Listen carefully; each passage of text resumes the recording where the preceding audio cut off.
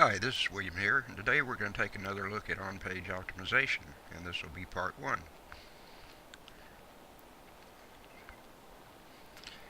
So on-page optimization is a critical but often overlooked aspect of SEO.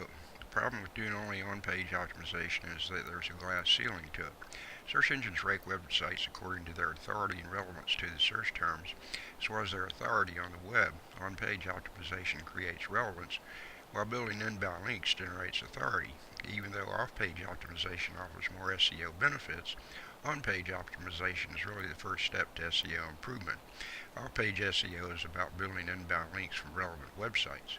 But how can search engines deem your page as relevant to your keywords if you've not even made it clear to them what your page is about?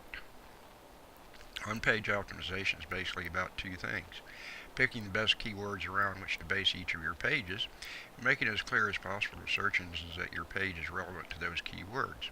On-page optimization, the old way. When I first got into SEO, many people took a fairly mechanical approach to on-page optimization because it's what worked back then.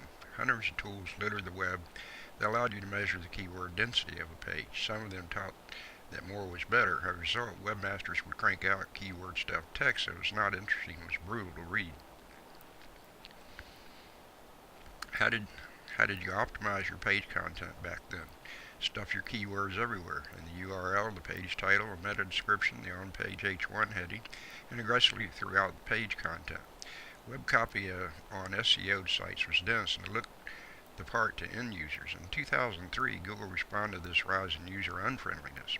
Google got much better at looking at what it considered natural language usage pattern. At that point, old optimization strategies ended up getting pages filtered out of the search results for some of the keywords they were targeting.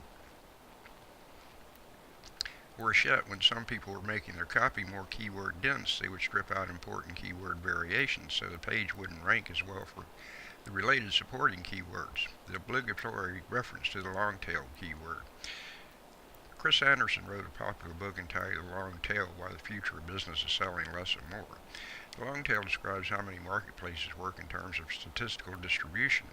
In a previous presentation, we looked at keyword opportunities. The long tail is another way of looking at keyword competitiveness. So there are a few keywords with high search volume and traffic. At the same time, there are more competitive keywords that are hard to rank for. Fortunately, there's a whole ocean of barely explored long-tail keywords that have little traffic, but for which you have a better chance of ranking.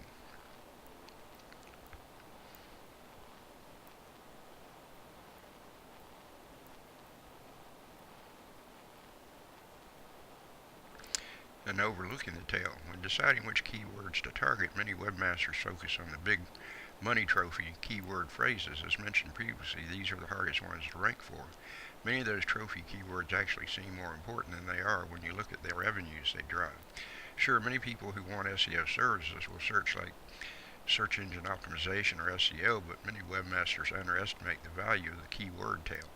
For every person searching on a keyword like SEO, there are likely 10 or more people searching for less common keywords such as how do I rank better in Google or improve Google placement, rank better in search engine ranking.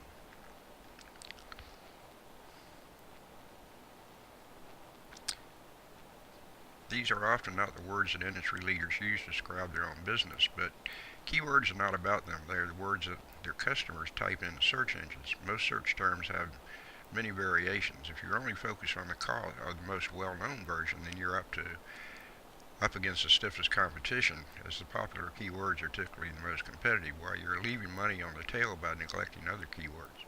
So in summary, in part 2, we'll discuss how long the tail and more. And that concludes the presentation on on-page optimization. And this is William. We'll see you the next time.